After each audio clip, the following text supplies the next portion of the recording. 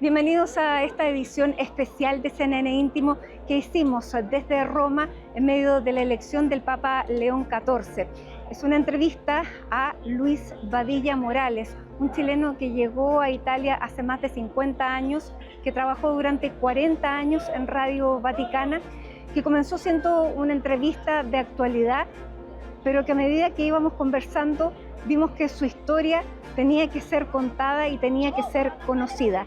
Así que les damos la bienvenida a este capítulo especial de CNN Íntimo.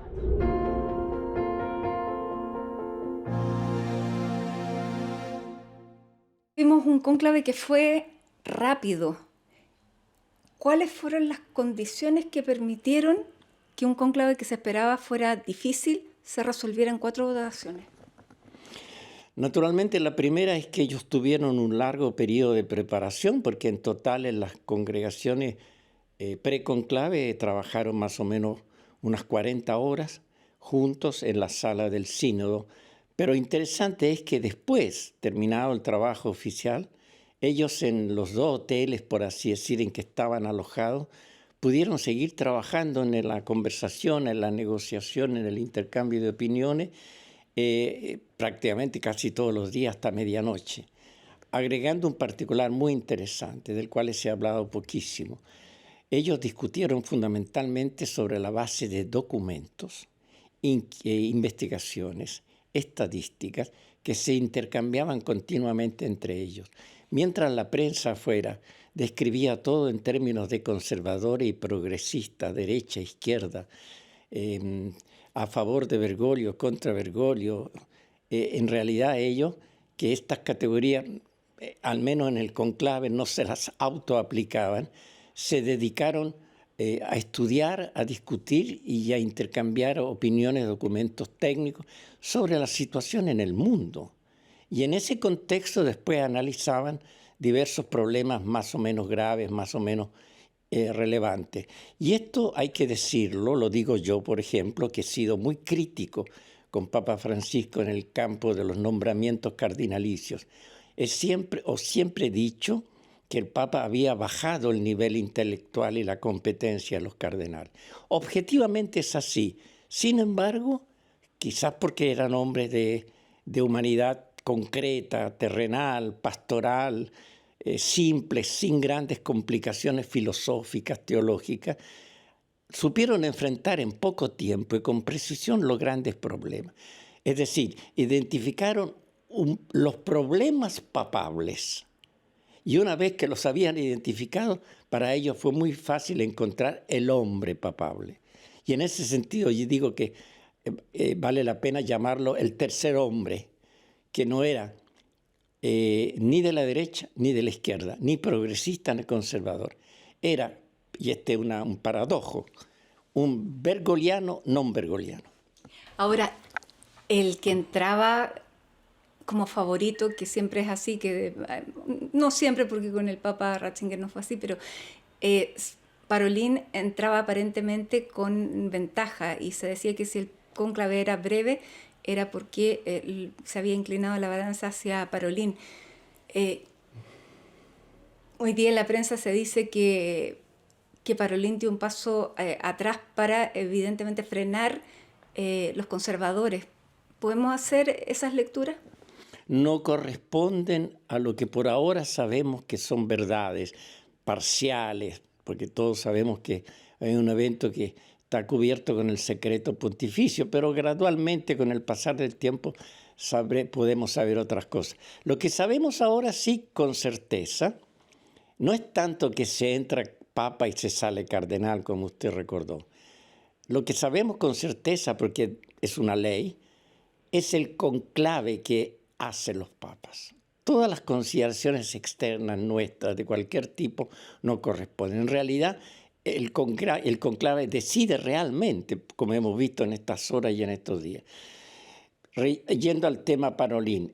Parolin era mucho menos mayoría de lo que se dijo y se escribió. Todos nos imaginábamos, haciendo nuestros cálculos, que podía haber partido con 50 votos más o menos, teniendo que ir a buscar otros 40, negociándolos con otros. Sin embargo, todas las informaciones, todas las indiscreciones coinciden en decir que la primera votación en la que él participó, como mayoría relativa, no superó los 30 votos. Por lo tanto, la fatiga de llegar al quórum era gigantesca. Claro, y en ese sentido, ¿le sorprende que haya sido el cardenal Preboste? ¿Había ya cierto consenso alrededor de su figura o fue el cónclave que lo hizo? Las dos cosas. De él ya se hablaba como posibilidad, incluso cuando todavía Papa Francisco estaba vivo. Como también de Parolin, ¿no? Porque se decía, y de Tagle y de otros también.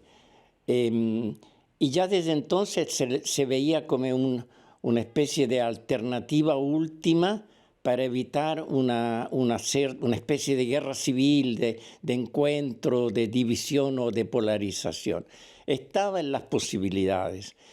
Creo que el resto se construyó en los días del preconclave y que él mismo fue un gran protagonista de su elección papal, que tuvo la habilidad y la generosidad para darse cuenta cuando que tenía que hacer paso hacia atrás o hacia adelante.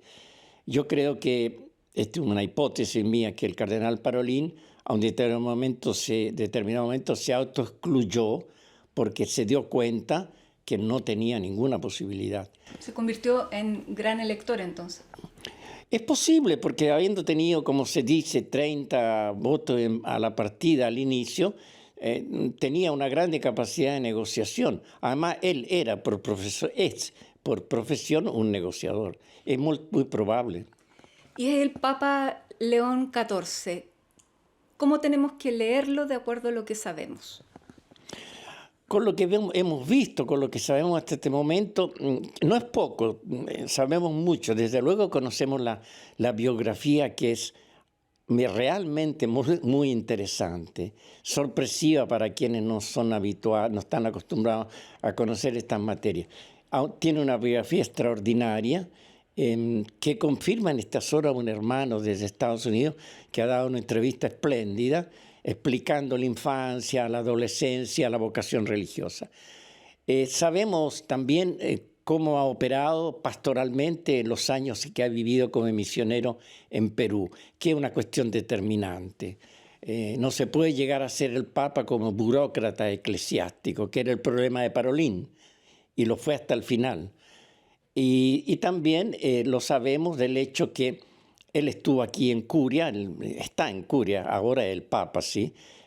Casi por 2 años, un poco más incluso, demostrando mucha eficiencia, capacidad de trabajo en común, conjuntamente, en el hecho de no ser un hombre conflictivo, cultísimo, políglota. Impresionó mucho que él haya hablado en español cuando apareció en la Basílica de San Pedro y no lo haya hecho en inglés. Lo hizo después, durante la misa con los cardenales, en la Capella Sixtina. Digamos, para ser específicos, creo que han individuado en Prevost, han individuado precisamente el eclesiástico, el hombre, de la cual la Iglesia tiene necesidad en este momento, por 2 grandes motivos. La situación devastante que vive el mundo, por un lado, con la necesidad de una presencia católica autorizada, moralmente alta, y por otro lado, un hombre capaz de reordenar las fuerzas al interior de la Iglesia, demasiado divididas y polarizadas. Porque eso llamó la atención, que una iglesia tan dividida pudiera elegir un papa tan rápido. Sí, verdad, es una buena observación, pero se había llegado al límite, lo cual significa que el conclave tuvo la sensibilidad de entender que era un momento histórico para la Iglesia lo que ellos pudieran decidir.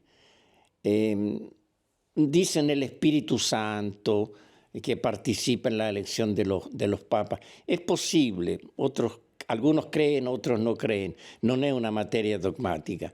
Lo que es claro es que ellos supieron estar a la alteza, a la altitud, por así decir, que deberían estar, porque se es cardenal para elegir el sucesor de Pedro. Exactamente. Ahora, Luis, cuando se eligió a Karol Wojtyła en el 78, se estaba eligiendo un hombre que venía detrás de la cortina de hierro para enfrentar la cortina de hierro. Terminó votándola. Ahora se elige un estadounidense cuando en Estados Unidos hay una situación polarizada con un presidente que en materia humana, y el mismo Papa lo había dicho, tiene cosas con las que no se puede estar de acuerdo. ¿Usted cree que también pesó, en vez, como antes, que no se elegía un norteamericano, ahora se elige a propósito un norteamericano de estas características?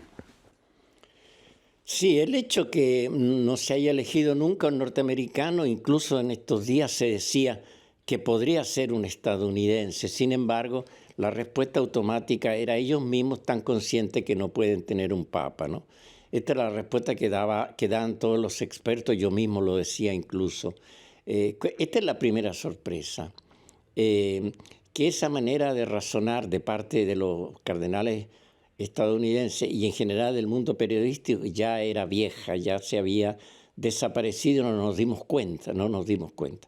Esa es una cosa muy, muy importante. La otra es que es posible, no digo que sea completamente así, pero es posible que una mayoría de electores de Papa León hayan tenido en la mente presente también la necesidad de una contrafigura de Donald Trump, una especie de referencia antagonista, diversa, como para decir, no es que la potencia del poder está toda en manos a un hombre como el que ya conocemos, al presidente de los Estados Unidos. Se puede construir, incluso con una fe religiosa y mucha fe de religiosa, se puede construir una alternativa moral, política y cultural al presidente Trump. Y de hecho, Prevost, antes de ser elegido papa, 3, 4 meses atrás y otros 6, 7 meses atrás, polemizó con Trump a través de mensajes, tweets o posts en X, claro, en X. En Por lo tanto, es un elemento que no es que se puede, se debe tener en consideración cuando se analiza la elección de León XIV. Y siempre que se eligen los papas, bueno, de hecho lo vimos en el mismo cónclave, cuando subía una figura aparecían acusaciones, aparecía una contracampaña. Cuando fue electo el Papa Benedicto se habló de su pasado nazi, del Papa Francisco, de su ligación con la dictadura argentina, y ahora se habla del encubrimiento que habría hecho el hoy Papa cuando estaba en Perú. ¿Cómo podemos ver eso también?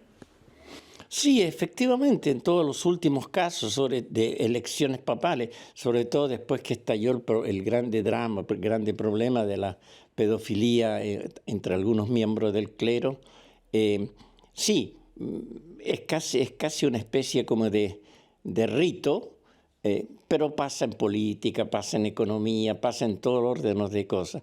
Pero en el caso del Papa es mucho más delicado, por lo tanto hay que pensarlo con mucha calma. Estas especies de denuncias que quieren manchar la figura, que quieren crear problemas.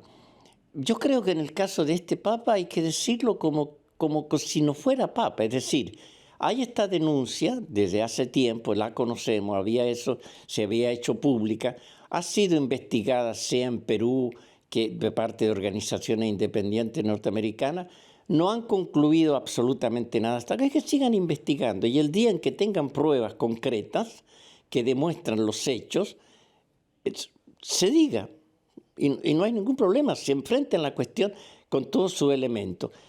Es muy probable que se trate de una cosa eh, inventada para la ocasión, no para la ocasión en que él ha sido elegido papa, para la ocasión del momento en que se produjo esta cuestión, más o menos 2 o 3 años atrás, porque con toda probabilidad está en el cuadro de una situación interna eclesial en Perú ligada a la disolución del movimiento sodalicio Vida Cristiana, que precisamente hace 3 o 4 meses, creo que el Papa estaba ya en el hospital, después de 10 años de investigación, tomaron la decisión de disolverlo, analizando el informe de Jordi Bertomeu y Charles Cicluna, que habían ido a Perú a investigar la cosa. Siccome el mundo de Sodalicio Vida Cristiana es un mundo muy oscuro, complejo y muy protegido, ha sido difícil la investigación, pero lenta. Tenemos todavía vivo al fundador de este movimiento, Luis Figari, aquí en Roma, donde vive en modo muy lujoso, protegido, visitado a veces por monseñores y sacerdotes, que sigue teniendo una cierta influencia. Esperamos que la Iglesia no más después de la decisión de Francisco. ¿Protegido por quién? Protegido en el sentido de que puede vivir tranquilamente, desplazarse, porque a pesar de que él hay un pedido de extradición del Perú, todas estas lentezas de la justicia, primero eclesial, vaticana, eclesiástica, vaticana, y después de la justicia ordinaria, le han permitido moverse por toda la Europa, viajan, no tienen ningún problema. Y bueno, en ese sentido, con ese poder, en ese minuto que surgió entonces la denuncia contra el hoy Papa, era una manera de ensuciar a quienes estaban investigándolo. Seguramente era un ataque al Papa. En ese momento el Papa era Francisco, que había ordenado la investigación, que había acelerado, que había mandado esta comisión especial de Cicluna y Bertomeu. Pero yo creo que no tiene mucho sentido la cuestión. Es muy simple.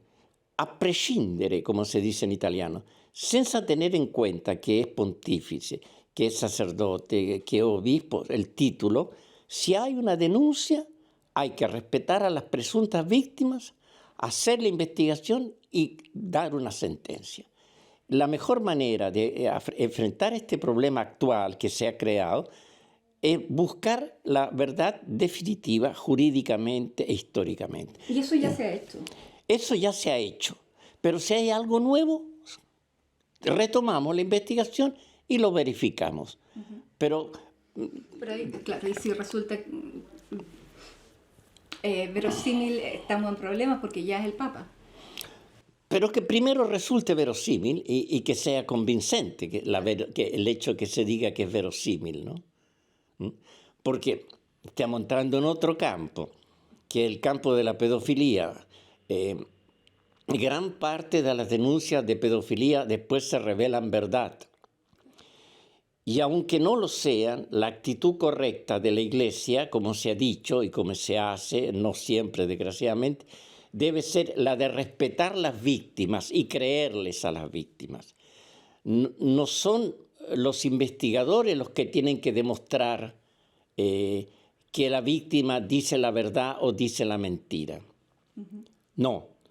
Es la víctima que tiene que dar el testimonio moralmente creíble y si además tiene pruebas concretas, que en muchos casos existen, ¿no? Y que son los casos en que el ocultamiento participa, es decir, que hay otro que sabe también pero que no lo ha dicho. En síntesis, ningún problema de frente a una denuncia y ninguna decriminalización de la víctima. Se investiga y se decide. Luis, ¿es tan cercano como se dice al Papa Francisco, el nuevo Papa? No, yo creo que efectivamente haberlo llamado en un artículo que escribí para la prensa italiana, un bergogliano non bergogliano corresponde a la verdad real. Se buscaba un tercer hombre, había una hipótesis de un hombre progresista y la hipótesis de otro conservador, pero eso no llegaba a ninguna solución real definitiva. Por lo tanto, individuados los temas, las materias papables, es decir, los grandes desafíos, se identificó la necesidad de un tercer hombre, que no era difícil porque este tercer hombre al interior del conclave eran 2 o 3 y no más. Por lo tanto, los papables final fueron ellos, 2 o 3 y no otros. Es un hombre que seguramente va a saber respetar la herencia de Francisco en todo aquello que Luis participa y ha participado condividiendo la misma opinión y el mismo orientamiento. Pero al mismo tiempo va a tener igualmente la misma valentía y audacia, lucidez, para poner en marcha con la palabra, con los gestos, todo lo que él sabe que no es herencia de Francisco y que es su posición o su pensamiento. Lo hemos visto. Apareció en el balcón de la Basílica de San Pietro con paramentos pontificales, a diferencia de Francisco. No improvisó, leyó. Ya apareció una costumbre, porque también en la misa a los cardenales leyó la homilía. Por lo tanto, una gran diferencia con Francisco, que improvisaba o mientras hablaba cambiaba los textos. Aceptó de transferirse a vivir a la Santa Marta en espera de que se pueda reacomodar el departamento pontificio, volverá al departamento pontificio, al Palacio Apostólico, en el mismo lenguaje pastoral del saludo en Plaza de San Pedro y en la primera homilía, sus conceptos teológicos, su estructura del raciocinio eclesial y pastoral es completamente diverso. Por lo tanto, no hay que buscar en León lo que lo identifica o lo aleja de Francisco. Es otro papa. Exactamente. Luis, y respecto a un par de cosas puntuales, por ejemplo, lo que también se vio en Francisco, que era la apertura en este camino sinodal hacia las mujeres dentro de la administración de la Iglesia. ¿Usted cree que va a seguir esa misma línea? Podemos comenzar rápidamente desmintiendo un mito. No es absolutamente cierto que Papa Francisco haya introducido en la Iglesia Católica grandes cambios por cuanto se refiere a la presencia y al poder de las mujeres. Esta es una exageración, una mistificación mediática y no solo mediática, porque si usted, por ejemplo, después de 12 años de pontificado de Francisco, toma los 400 cargos más altos del Vaticano, va a encontrar 3 mujeres. Verdad que cuando llegó Francisco no había ni siquiera una, pero en 12 años son solo 3, en un total de 400 hombres. Esta mentira no hay que seguirla repitiendo, porque repetir esta mentira de que el Papa promovió a las mujeres, que le dio una gran importancia, que ahora tienen poder, es simplemente impedir lo que suceda realmente. Y en los otros temas de los que se habló que Francisco había abierto la puerta, el camino sinodal, eso es efectivo y lo dijo el Papa en su primera aparición en la logia. Lo segundo es la apertura hacia la comunión para los divorciados y la aproximación a las bendiciones también de las uniones homosexuales. El camino sinodal, sí, del cual habló el Santo Padre, me parece que en el saludo que hizo en la Basílica de San Pedro, el problema no está resuelto. Porque camino sinodal, la palabra sinodal, en la Iglesia Católica no tenemos acuerdo qué cosa significa. Absolutamente. Desde ahí parte el problema. Sí, no sabemos lo que significa. Porque incluso se ha tenido la impresión de que la palabra sinodal en realidad es sinónimo equivalente de colegial. Pero en el caso de la Iglesia Católica, la expresión colegial se refiere exclusivamente a la autoridad, a la jerarquía, a los obispos. Se habla de colegialidad episcopal entre los obispos y el Papa. Cuando decimos, y lo decía el Concilio Vaticano II, que necesitamos mayor colegialidad, estábamos diciendo un gobierno entre el Papa y sus obispos más compartido. Esta palabra no se quiso usar. Se ha usado en los últimos años la palabra sinodalidad, que en concreto significa caminar juntos. Pero la Iglesia camina juntos desde cuando comenzó Cristo, camina junto con sus apóstoles, en torno al lago, en el Medio Oriente, en Palestina. ¿Qué cosa quiere decir? Hay miles de definiciones de la palabra sinodalidad. Por lo tanto, yo para ser bueno diría, tomo la palabra que usó el Santo Padre León en el sentido con el cual la aprobó el documento final del sínodo sobre la sinodalidad. Pero digamos todos con honestidad que no hemos logrado todavía una definición buena y perfecta. ¿Matrimonios y homosexuales?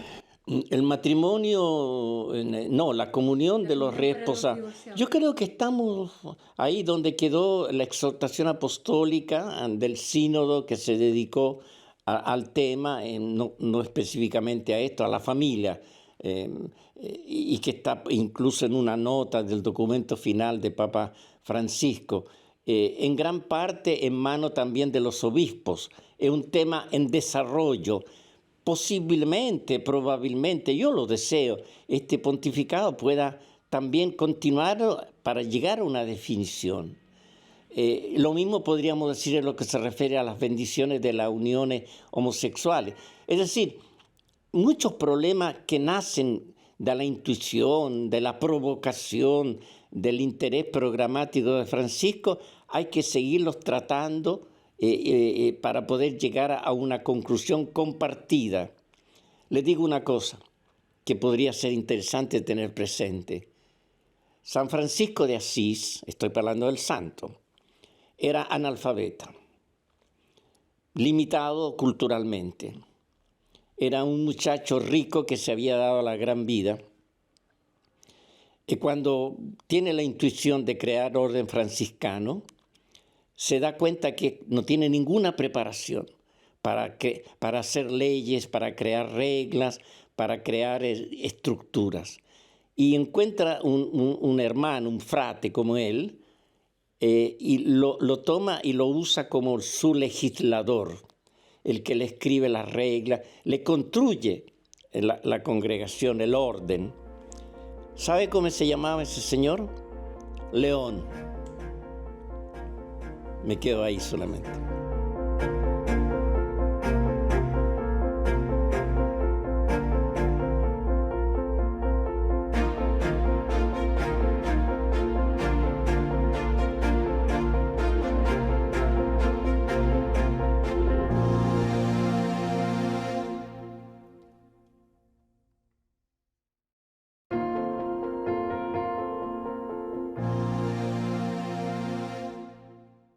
Usted sigue escribiendo, sigue con los contactos que siempre ha tenido, pero me quiero ir más atrás. Cuando llegó usted hace 53 años, 52 años. 52, sí. Usted era un médico, un cirujano, que salió por la dictadura de Chile. ¿Cómo se ve desde este lugar hoy a ese muchacho de casi 20 y tantos años que llegó? No, yo no era médico cirujano cuando salí de Chile. Esa es una profesión que estudié aquí en Europa en estos años. No, yo salí de Chile, había estudiado psicología en la Universidad Católica de Santiago. Cuando salí de Chile yo me había dedicado en los últimos años a la política. Había entrado siendo de orientación democrático-cristiana y habiendo sido presidente de la Unión de la Federación de Estudiantes Demócrata Cristianos. Entré en política concretamente en la toma de la Universidad Católica de Santiago con un querido amigo que era nuestro líder y que creo que todavía en Chile lo recuerdan todos, que vive en el sur de Chile, Miguel Ángel Solar. Él era el presidente de la Federación de Estudiantes de la Católica de Santiago. Ahí entré en política y después pasé a ocuparme de la parte promocional del programa de Radomiro Tomic, había sido un sostenedor del gobierno demócrata y cristiano de Frei, con el cual terminamos en conflicto y en dificultad por desacuerdo, sobre todo cuando el presidente Frei se negó a hacer la reforma del cobre, la nacionalización del cobre. Pero seguimos apoyando a la democracia cristiana, seguí militando en la democracia cristiana. En un periodo de la vida de Chile, de la política de Chile, sí recuerdo y tengo conciencia de haber tenido una relativa importancia, porque me coincidió con el hecho que había ganado Allende por mayoría relativa y no podía ser presidente sin el apoyo suficiente en el Congreso entre la primera y la segunda mayoría. El Partido Demócrata Cristiano, estamos en el 1970, después de la pérdida de la candidatura en modo bastante vergonzoso, ¿no? Porque ser presidente, tener el gobierno, ser partido de gobierno y llegar tercero con el candidato, como le ocurrió a Radomiro Tomic, en ese momento yo era el presidente de la Juventud Demócrata Cristiana de Chile. Y en ese contexto fuimos decisivos, determinantes, para obligar a la democracia cristiana a votar por Allende y no por Alessandri. Pero después la democracia cristiana apoya el golpe. ¿De dónde estaba ahí? La democracia cristiana, que ya en el momento en que nosotros logramos hacerla votar por Allende en el Congreso, y tuvimos que dar una gran lucha, porque ya tenía olor de golpismo la democracia cristiana, porque Frei se había retirado, pero en la oscuridad tramaba el golpe. Frei lo tramaba, porque Frei quería volver al gobierno. Y tanto fue así que él pensó que el golpe era para él, hasta cuando no se dio cuenta que no era para él, porque habiendo ido a visitar algunos prisioneros políticos que estaban en un estadio, y saliendo del estadio se encontró sin su auto de presidente del Senado, se dio cuenta que no era para él el golpe. La democracia cristiana pasó de una posición republicana, moderada, a una posición golpista. Y el golpe fue posible solo porque lo apoyó la democracia cristiana. ¿Y usted dónde estaba ahí? En el momento del golpe, no, nosotros ya de la democracia cristiana nos habíamos ido en el 71. No éramos más militantes de la democracia cristiana. ¿Por el MAPU? No, habíamos fundado, ya se había creado el MAPU. No, nosotros fundamos otra cosa pequeña que se llamaba la Izquierda Cristiana, que tenía fundamentalmente una inspiración técnico-política. No nos interesaba la parte candidatura electoral, la idea era fundamentalmente técnico-política, con el deseo de decir una cosa: el día en que llegue el golpe, nosotros queremos estar en la otra parte, de modo tal que pues, en la historia se diga: no todos los cristianos fueron golpistas. La gran mayoría de los católicos chilenos fueron golpistas. Celebraron el golpe con el champán o no sé con qué cosa. Pero hubieron católicos pequeños, insignificantes, que fueron testimonio que se podía estar en la parte opuesta al golpe. Bueno, después formaron la vicaría y tuvieron, digamos, una forma de resarcir, ¿no? Sí. Pero quiero llegar a cómo llegó usted aquí y cómo se convirtió, cómo conoció al Papa Pablo VI y terminó trabajando en la Radio Vaticana. No, llegué aquí porque yo me asilé en la Embajada de Venezuela por un error, porque en realidad en la Embajada de Venezuela debería haber sido asilado un diputado que tenía la democracia cristiana, la izquierda cristiana en ese momento, era el único diputado que tenía. Y por un error del muchacho que manejaba el auto, porque había que asilarse en modo clandestino, porque no era que la persona se presentaba y tocaba el timbre. Se había negociado con la Nunciatura Apostólica en Chile que me pudiera tener por un par de días y de ahí me recuperaba los suecos. Desgraciadamente, el chofer, el muchacho, se equivocó y yo terminé en la Embajada de Venezuela. Ahí estuve 3 o 4 días, no más, una semana, con la hija de la Isabel Parra, ¿cómo se llamaba? Con la hija de Violeta Parra, con la Isabel. El hermano estaba, creo que en el Estadio Nacional. y otras personas más. Éramos muchos, porque era una embajada grande, casi toda la cuadra. Después de algunos días, no recuerdo bien, logré que el gobierno, el general Bonilla, que era el ministro del Interior, que yo conocía, me diera el visto bueno para salir del país.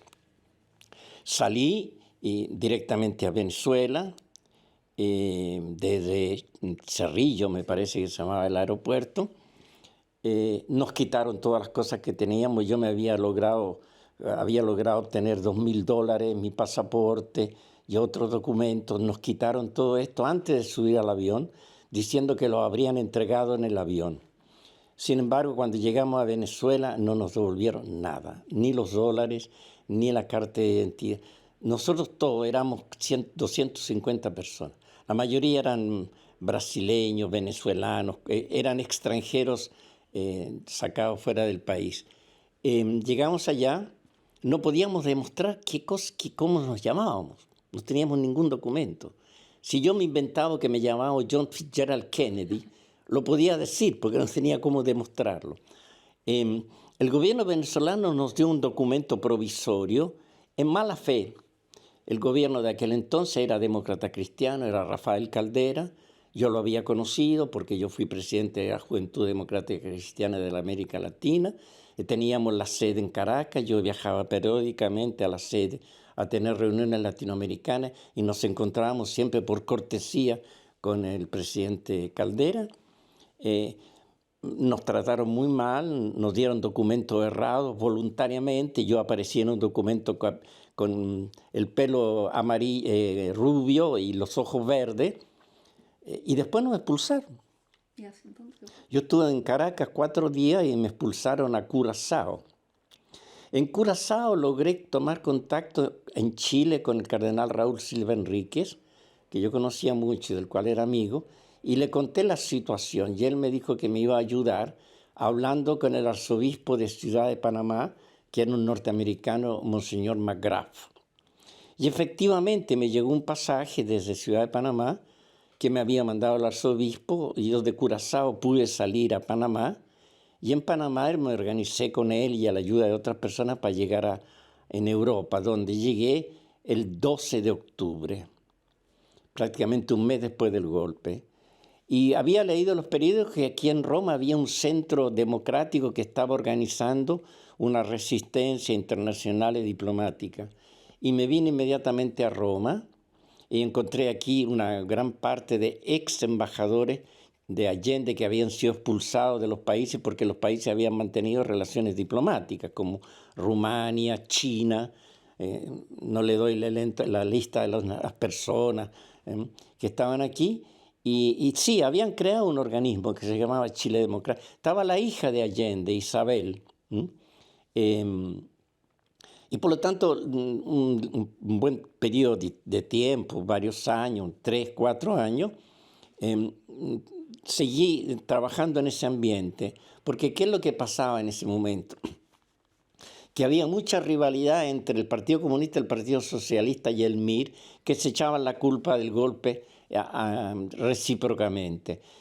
En esa oficina que coordinaba la solidaridad internacional, a menudo llegaban peticiones de un orador para una reunión, una manifestación a favor de Chile para recoger dinero, y no había acuerdo entre los comunistas, los socialistas y el MIR. Por lo tanto, elegían a mí, que no le daba fastidio a ninguno de los tres y le daba garantía a los tres. Eso representó que en determinado momento Fidel Castro nos invitara a La Habana al final del diciembre del 73 para lograr entre nosotros un acuerdo. Había mucho dinero en circulación de gobierno, asociaciones, partidos, pero no se recogían porque los donantes pedían un acuerdo de los partidos de izquierda para entregarlo a la izquierda, no a un partido individual. Fuimos a Cuba invitados por Fidel, que nos metió en un conclave en una casa diplomática y nos visitó la noche que habíamos llegado y nos dijo: de aquí ustedes no salen si no tienen un acuerdo. Después de 2 semanas lo logramos el acuerdo. analizando primero quién era el culpable, quién, no, quién tenía más culpa, menos culpa. Estaba el problema fundamentalmente comunista-socialista. Al final logramos dividirnos los porcentajes. Ahora no los recuerdo bien, pero era fundamentalmente un porcentaje importante de ese dinero para los comunistas, los socialistas y los radicales, y para los otros 4 grupos que quedaban era un más pequeño. Y ahí nació, en esa misma reunión, una pequeña comisión internacional que tenía que ir a buscar estos dineros en representación de las fuerzas democráticas chilenas que estaban representadas en Roma. Y en esa comisión estaba un representante radical por la historia de la socialdemocracia que daba mucho dinero. Estaba yo, que le daba garantías al Partido Comunista, al Partido Socialista, y estaba Beatriz Allende, la hija del presidente, que era médico. Y recorrimos unos 30 países en el mundo en 3-4 meses, recogiendo este dinero que mandábamos a una banca, y en esa banca venía a dar a cada uno el porcentaje que le correspondía, y después ellos lo usaban en las cosas que querían. Era el periodo de la clandestinidad, costaba mucho la clandestinidad, proteger a las personas, hacerles documentos falsos, darles trabajo porque no podían presentarse y no podían ser arrestados, torturados. Por lo tanto, por eso estoy en Roma hoy día, porque Claro. comencé ahí. Y bueno, y era un trabajo importante y por eso conocí al Papa. No, porque pasó que en determinado momento yo no quería recibir más un financiamiento de parte de la izquierda cristiana, que es este pequeño partido que yo representaba, porque los dineros eran pocos y las necesidades muchas. Entonces decidí buscarme un trabajo y volver a estudiar también, a retomar, para poder tener una manera de financiarme autónomamente, etcétera, etcétera. Sí, como yo ya conocía a Pablo VI, yo conocí a Pablo VI en el diciembre del 73. Estaba viniendo el cardenal Silva Enríquez por la primera vez en Roma después del golpe, y a través de un vicedirector del Observatorio Romano con el que yo tenía contactos, pude llegar hasta Papa Montini y conversar largamente con él. Yo estaba muy interesado, ya que se me había creado la oportunidad de preguntarle por qué él no condenó el golpe, cosa que corresponde a la verdad histórica. Y su respuesta muy sincera fue: porque me lo han pedido los obispos chilenos. El cardenal Silva Enríquez me ha pedido que yo no abra la boca, que no cree en ninguna situación, porque el hombre es peligroso. Por lo tanto, Papa Montini no es que no quiso condenar el golpe, siguió lo que le pedían los obispos chilenos, en particular Silva Enríquez, y se lo pedían porque decía el cardenal, con el cual después lo encontré pocos días después, porque él llegó a Roma en el mes de diciembre al final. Él quería tener abiertos todos los canales posibles, con cualquier sacrificio, para salvar vidas. Porque si hubiera llegado desde el balcón del Palacio Apostólico en un ángelus, una condena de Papa Montini a la dictadura de Pinochet, habría sido 10 veces peor de lo que fue. Y yo después le pregunté al cardenal, le dije: a mí el Papa me ha dicho esto. Y me dijo: te ha dicho la verdad. Por lo tanto, yo puedo decir que sea de parte del Santo Padre que de parte del cardenal, esa es la explicación por la cual el Papa no condenó el golpe militar. Después lo seguí visitando. Él tenía mucho interés en conocer bien la realidad.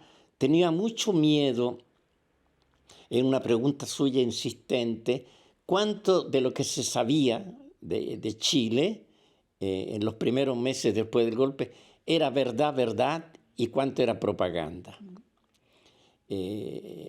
Lo preocupaba muchísimo. En todas las conversaciones se trataba este argumento, esta cuestión, porque tenía una preocupación especial de saber la verdad, para tomar decisiones correctas. Desgraciadamente, la mayoría de las cosas que llegaban y que después se podían verificar o confirmar eran verdad, sobre personas torturadas, prisioneras en los estadios, no identificadas, desaparecidos. Todo, desgraciadamente, todo era verdad. Y ahí, conversando con él, un día él me preguntó: ¿y usted de qué come? ¿Cómo se compra ropa? ¿Dónde duerme? Y yo le conté mi situación, le dije: yo estoy aquí en parte trabajando para el grupo político de la Resistencia Democrática. Otras veces, como estoy estudiando también, tengo que buscar de aumentar las entradas para poder cubrir las necesidades de mi familia y las mías también. Por lo tanto, hago otras cosas, hago el enfermero, trabajo en un mercado, vendo libros. Y él me dijo: mira, preséntate en la Radio Vaticana, te van a hacer una prueba y si la superas a lo mejor tendrías buenas posibilidades. ¿Y usted estaba estudiando medicina? Sí. Y en ese momento, sí, me presenté, hice las pruebas de traducción, de gramática, etcétera, etcétera. Después hicieron las pruebas de speaker, ¿no? Y al final me asumieron por 3 horas al día, que después aumentaron en 6, que es el turno completo. Y desde ahí seguí hasta cuando terminé ya en jubilación, 40 años después. ¿Conoció a todos los papas? Sí, desde Papa Montini hasta, no digo el actual, porque del actual sí, he tenido relaciones con Prevost, pero no, hacer amigos sería una exageración. Y de speaker pasó a mano derecha del padre Federico Lombardi. Sí, mi vida es un poco complicada, por eso no me gusta contarla, creo que esta es una de las poquísimas veces. Sí, porque yo trabajé en la radio hasta el 2000, el año del jubileo, y después dejé la Radio Vaticana y me fui a trabajar en una ciudad del norte de Italia en preparación de irme en África. Y lo hice. Yo me fui en África, estuve trabajando en un leprosario en Guinea Ecuatorial y después volví a Roma. Estuve 2 o 3 años trabajando en modo improvisado, ocupándome de enfermos terminales, hasta que, a petición de padre Lombardi, volví a trabajar a la Radio Vaticano otros 7 años. Por lo tanto, trabajé 33, 32 años, después hice una pausa y después volví. ¿Un leprosario? Sí. Viví un buen tiempo en un leprosario, donde hacíamos de todo. Ayudábamos a preparar la misa, ayudábamos a curar la herida, a lavar los vestidos. No, nunca. No, porque yo sé que no es una enfermedad contagiosa como se creía. Exactamente. Bueno, y volvió y ya la historia es la que hemos ido conociendo, Luis, pero su vida es sorprendente. Después pasa a tener esta confianza del Papa Benedicto, crea este sitio, el Sismógrafo, para decir la verdad, porque usted dice que con la verdad se ayuda a la Iglesia. No hay ningún otro modo de amar a la Iglesia sino con la verdad. Quien cree que mintiendo ayuda a la Iglesia la está destruyendo. Por lo tanto, yo de este Papa, por ejemplo, para estar en la actualidad, me espero esta conducta de hacer de la verdad siempre clara y transparente el modo mejor de predicar el Evangelio. No existe el crecimiento del cristianismo, lo decía Benedicto, por proselitismo. No es un partido político, no es una ideología, no es un programa. El único modo real, sincero, sólido de hacer crecer el cristianismo es con la propia testimonianza, con el propio testimonio. Si te ven que tú crees en lo que dices y te comportas como tú dices, ganarás otro más para la religión católica o para la cristiana en general. Mentir usando como argumento que quiero proteger a la iglesia es el mejor modo de odiarla y de destruirla. Y esto lo deben aprender en primer lugar los miembros de la jerarquía. Son los cardenales, los obispos, los sacerdotes, las religiosas, que tienen que demostrar con la verdad permanente que realmente aman la iglesia. Si mienten, quiere decir que no la aman. Y el argumento que están protegiendo el prestigio, que están protegiendo la autoridad, que están protegiendo determinada situación, no tiene ningún valor y es antievangélico. Finalmente, porque ya hemos hablado de mucho, pero no puedo dejar de preguntarle por la insistencia que hubo para advertirle al Papa Francisco los riesgos que conllevaban su viaje a Chile con la situación que había en materia de abusos y su nombramiento del obispo de Barros, de Juan Barros, como primero obispo castrense y luego como obispo de Osorno. Ustedes hablaron con él y él no escuchó. Sí, yo personalmente hablé más de una vez con el Santo Padre, en el periodo cuando ya se había hecho pública la noticia que él había decidido hacer este viaje, pasando solo por Perú. Se esperaba que el viaje fuera una especie de repetición del esquema de Wojtyla. A sorpresa, el anuncio oficial hablaba solo de una visita en Perú y Chile. Y como en casi todos los viajes que estábamos todavía ya trabajando dentro del Vaticano, cuando había necesidad de preparar, elaborar material y crear las mejores condiciones para que el Papa estuviera el mejor informado posible, yo lo hice también en el caso de Chile. Lo encontré varias veces solo y con otras personas. Y a medida que nosotros íbamos viendo que se estaba preparando el viaje y que de Chile venían otras personas, en particular el cardenal Sati, el cardenal Errázuriz, o se mandaban informaciones escritas, verbales, etc., nos fuimos dando cuenta que el Papa ya se había formado de Chile una visión que nosotros consideramos peligrosa. Porque según nuestra opinión, según nuestra conversación, información, documentos, la situación chilena era muy distinta a la que él creía que era.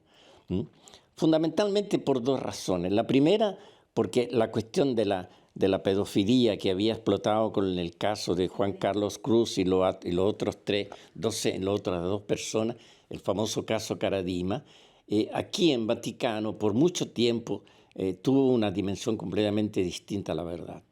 Aparecía como una venganza de alguien, como un querer destruir las personas del cardenal Errázuriz y del cardenal Sat. Aparecía minimizado, no aparecía como realmente se veía leyendo los diarios, escuchando la televisión, hablando con los párrocos. Sí, como calumnia, deseo de desacreditar la iglesia, etc. Conocíamos también las posiciones de muchos laicos, algunos muy importantes que habían incluso escrito al Santo Padre, pero se sabía ya cuando él partió de Roma que él iba con una visión de Chile equivocada. Y lo pudo ver y constatar ya en el aeropuerto. Bueno, y sabemos lo que pasó y eso también marcó parte del pontificado, porque se tomó de una manera distinta el tema de los abusos, que me imagino en este pontificado se va a continuar trabajando porque todavía queda tanto que hacer. Sí, no. Objetivamente, Chile, como fue afrontado del punto de vista pastoral de parte del Papa, es un error de este pontificado. Y en el balance que se comenzará a hacer gradualmente, así va a ser considerado y así va a ser analizado, tratando de entender las causas profundas del por qué ocurrió una cosa de este tipo. La lucha contra la pedofilia no puede ser dosada como una medicina, hoy día más, mañana menos. Debe ser una actitud permanente, constante de la Iglesia, porque la pedofilia tiene que ser considerada también desde el punto de vista de la prevención y de la vigilancia. Ya, por ejemplo, habría que comenzar a establecer jurídicamente, podría ser inútil, dicen, pero ya decirlo es importante. La pedofilia es incompatible con el sacerdocio. Me dirán, pero son frases jurídicas, no importa. Pero hoy día esa frase no existe. No existe en el derecho canónico, no existe en las normas disciplinarias. En cambio, es en la partida, el inicio. Si tú crees que en el sacerdocio puedes ocultar un comportamiento de pedofilia, te equivocaste. Es como cuando uno dice, el pirómane no puede ser bombero. Esa es la primera cosa. La segunda es, y lo tenemos ya, la condena, las palabras, los límites. En eso hay que reconocerle a Francisco una contribución histórica gigantesca. Uh-huh. El tercer paso es insuficiente. Papa Francisco no lo hizo. Lo tendría que hacer ahora Papa León, que es el convertir todo ese armamentario, por así decir, de normas, reglas, etcétera, etcétera, en comportamientos concretos. Buscar los pedófilos y eliminarlos del clero.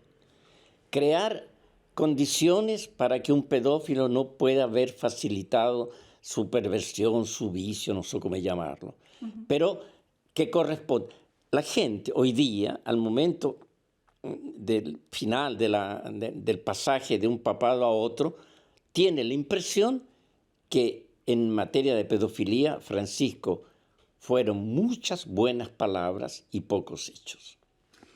Bien, Luis, le quiero agradecer toda esta conversación que para Chile es muy importante, pero también para CNN, conocer quién es, de dónde viene, qué piensa, de qué está hecho el autor del sismógrafo y este vaticanista que es en realidad una de las personas que más sabe en materia de Iglesia Católica. Así que muchísimas gracias por todo su tiempo y su buena voluntad, que yo sé que no le gusta la televisión, pero le agradezco profundamente esta entrevista.